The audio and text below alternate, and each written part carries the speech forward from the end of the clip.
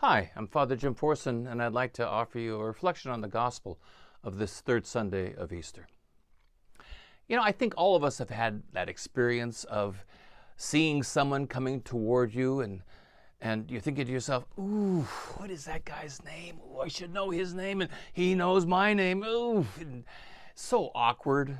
Or worse than that, being at a party or some kind of a gathering or even in a store, and some guy comes up and goes, Jim, how are you? God, it's great to see you.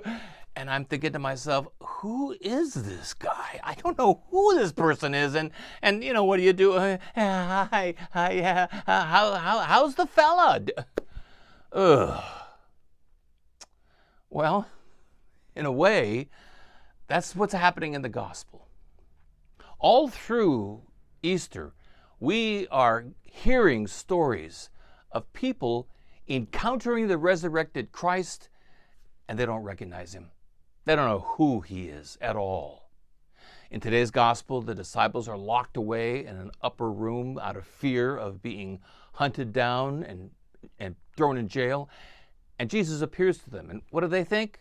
They don't know who it is. They think it's a ghost.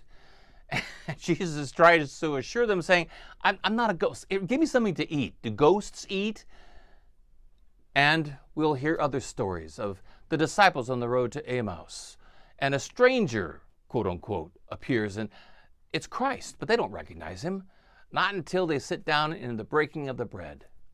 And previously, Mary Magdalene, she was in the garden where the cemetery was, where Jesus was buried, and she is just caught up in all the grief of the loss, and Jesus appears, and she thinks it's a gardener. She doesn't recognize him at all.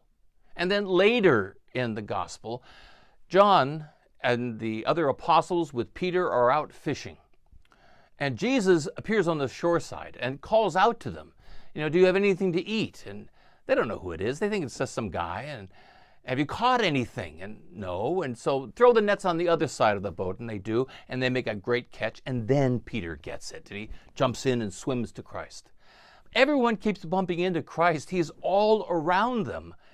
And they don't recognize him at all. They don't know who it is.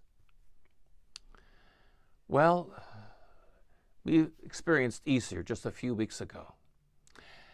And have we, in that time since, have we bumped into Christ, the resurrected Christ?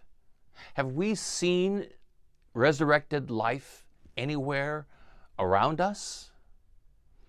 We, like those apostles, can find ourselves so caught up in life, maybe the anxiety that sometimes comes with certain things going on in our life, or maybe it's just the ordinary, everyday, run-of-the-mill, humdrum stuff that can so fill up our lives that, I'm not really paying attention to, have I seen the resurrected Christ, or have I seen new life?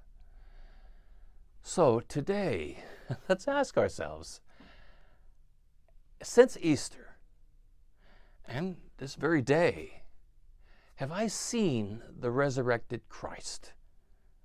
Have I had that experience of the resurrection? And again, not something where an intellectual concept that I grasp. No. Like all of those experiences in the gospel, those people had a real, concrete, lived moment with the resurrected Christ.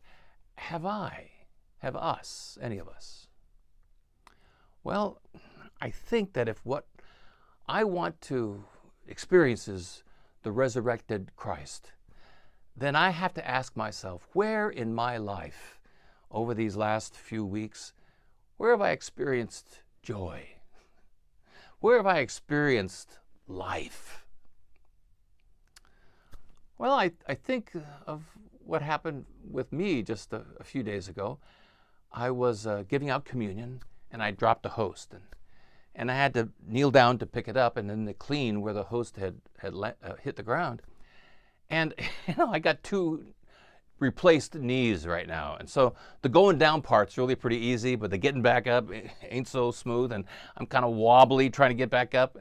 And one of our 8th graders, Sophia, I've known Sophia forever. I baptized her as a little baby, and she's kneeling in the first pew, and I just looked over and said, Sophia, get over here. Give me a hand. Sophia jumps out of the pew and runs over, and she reaches down and she grabs my arm, and I hoist myself up, and we both started laughing about it because we both know each other pretty well. And I even said to her, "Whew, you strong, girl," and she started laughing. And you know, it's not an earth-shaking moment. It's not the angels with trumpet blasts. It's pretty ordinary stuff, but it brought me joy. It brought me life. And I didn't even recognize in that moment the resurrected Christ and little Sophia, hoisting me to my feet. I think of little Sarah. She's at kindergarten. I baptized her too.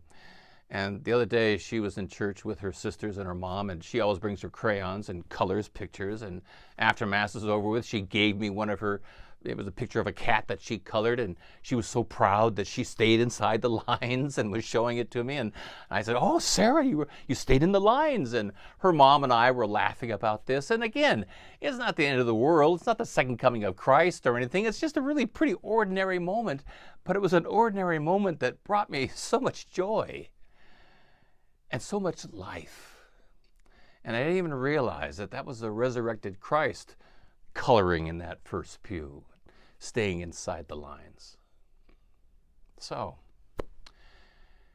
where have we experienced new life? Where have we had that concrete lived experience of resurrection? Because whatever it is that is bringing us joy, whatever it is that is bringing us that love of life, that's the resurrected Christ.